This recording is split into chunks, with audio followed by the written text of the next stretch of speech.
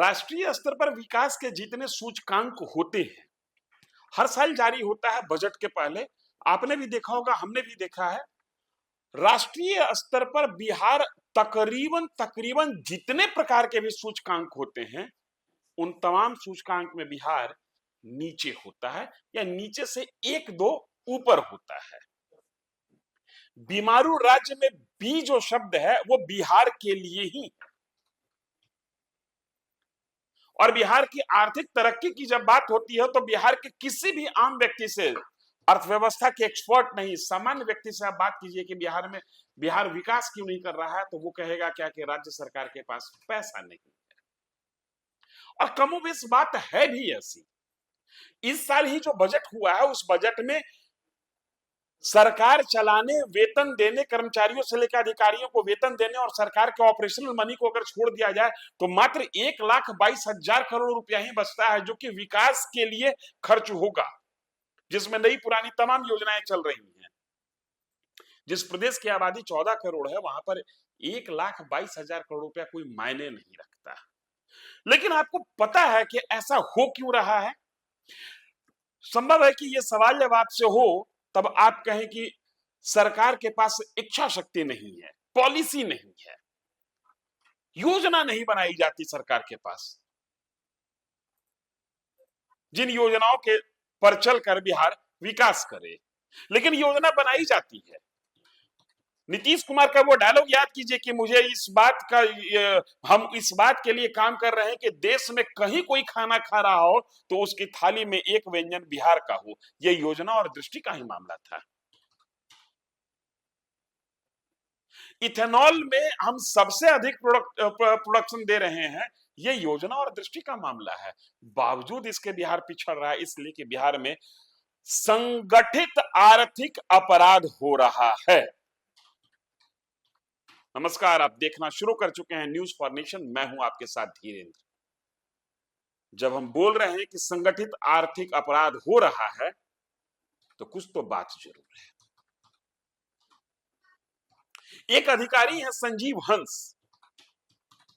गाज गिरी थी, गिरी हुई गाज चल रही है, निलंबन हुआ, निलंबन वापसी हो गई और अभी उनका पदस्थापना भी हो गया है। मर्सिडीज कार लिए, क्या क्या किए, ये जांच का विषय है, न्यायालय का विषय है। लेकिन किस विषय पर है यह भी समझना होगा। और एक अधिकारी का मामला ताजा ताजा है। 2011 बैच के महाराष्ट्र कैडर के आईएएस हैं नीलेश रामचंद्र देवरे। 2011 बैच के आईएएस का वेतन कितना हो सकता है, अंदाजा है आपको? अंदाजा तो हमको भी नहीं है, लेकिन हम मान ले रहे हैं कि 2-2.5 लाख रुपया होगा। और 2-2.5 लाख रुपए अगर जो व्हाइट मनी आपके पास आ रहा है तो यकीनन आप इनकम टैक्स के दायरे में हैं। और 2.5 लाख रुपया महीना भी अगर इनका वेतन मान लेते हैं तो साल भर में इनकी आमदनी 30 लाख रुपए होती है। और 30 के 30 लाख रुपया इनका बचत भी मान लिया जाए तो 30 लाख रुपया एक साल में खर्च कर सकते हैं। लेकिन हुजूर की ईमानदारी का एक नायाब नमूना है, जिसको शुरू किया बिहार विधानसभा में, नायाब नमूना की एक्सपोज किया बिहार विधानसभा में राष्ट्रीय जनता दल के विधायक राहुल कुमार ने।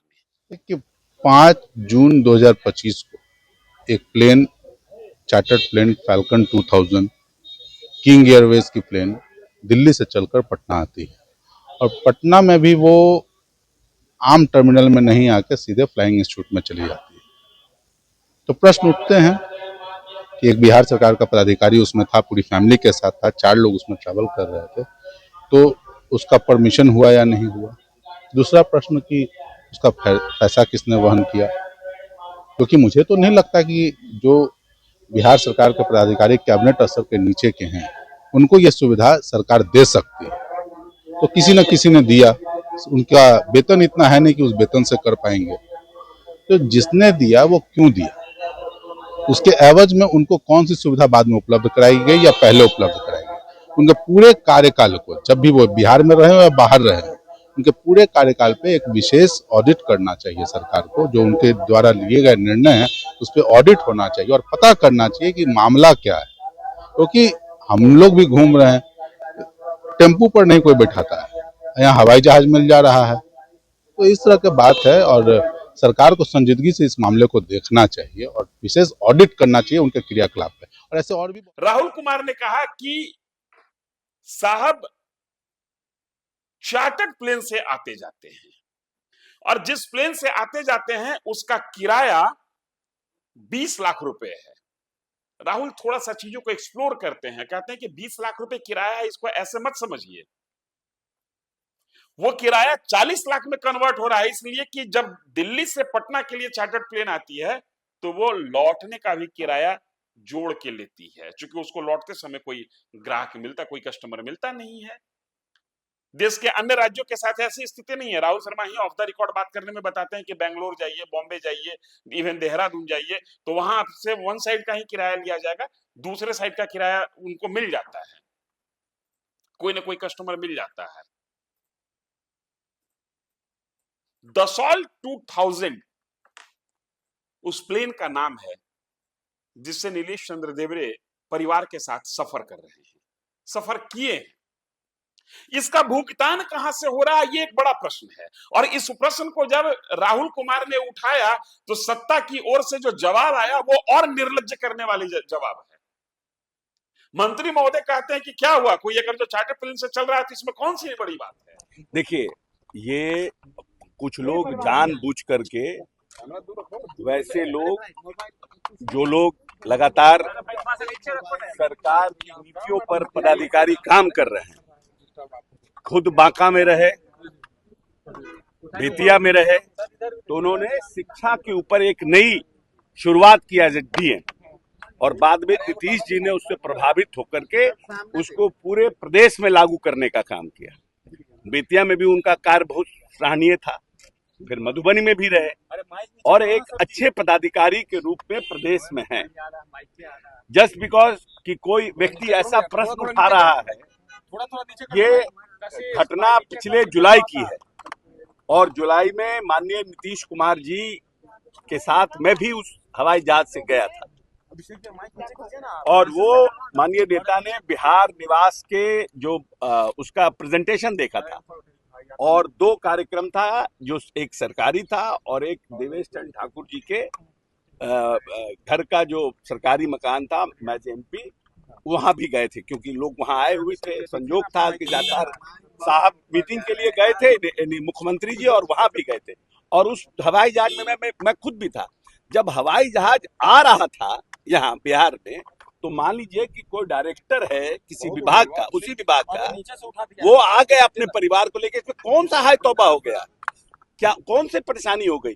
100 बार तो यहाँ पर कोई डिप्टी सीएम जाते हैं, सीएम जाते हैं, क्या नाम है, चॉपर जाता है, कोई पदाधिकारी वहां से वापस आ जाता है, बर्थडे भी मनाया जाता है, नहीं, कोई पदाधिकारी वहां से वापस आ जाता है।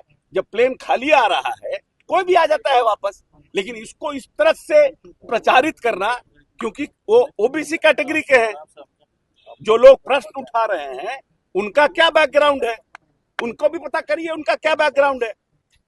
दलित और बैकवर्ड को हवाई जहाज चलने का अधिकार नहीं है क्या? कौन सा पाप कर दिए वो, कौन सा ऐसा पाप कर दिया? हेलीकॉप्टर प्लेन आ रहा है मुख्यमंत्री के लिए, being a director civil aviation, वो भी आ गए उसमें अपने परिवार को लेकर, नहीं तो खाली आता वो 25-50 लाख कहां से लाए?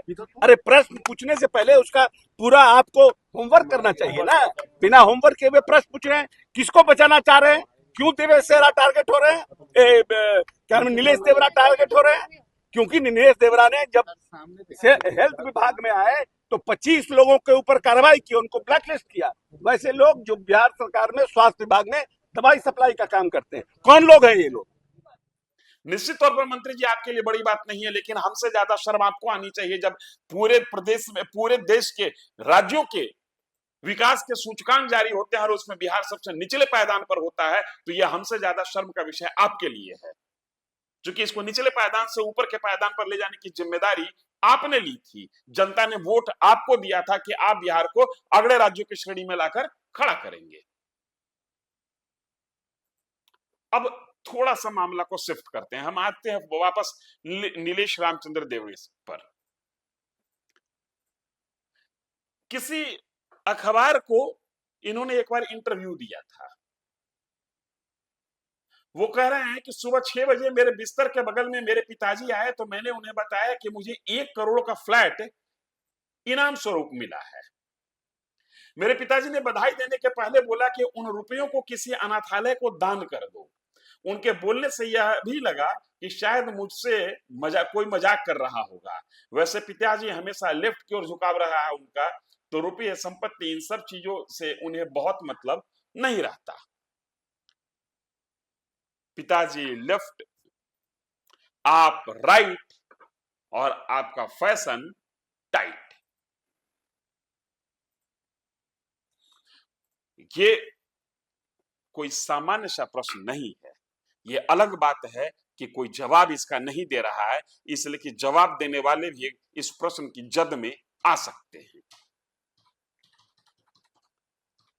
एक बीमारू राज्य का आईएएस अधिकारी जिसकी नौकरी कुल जमा 15 साल की हुई है, वो कहां से रुपए ला रहा है?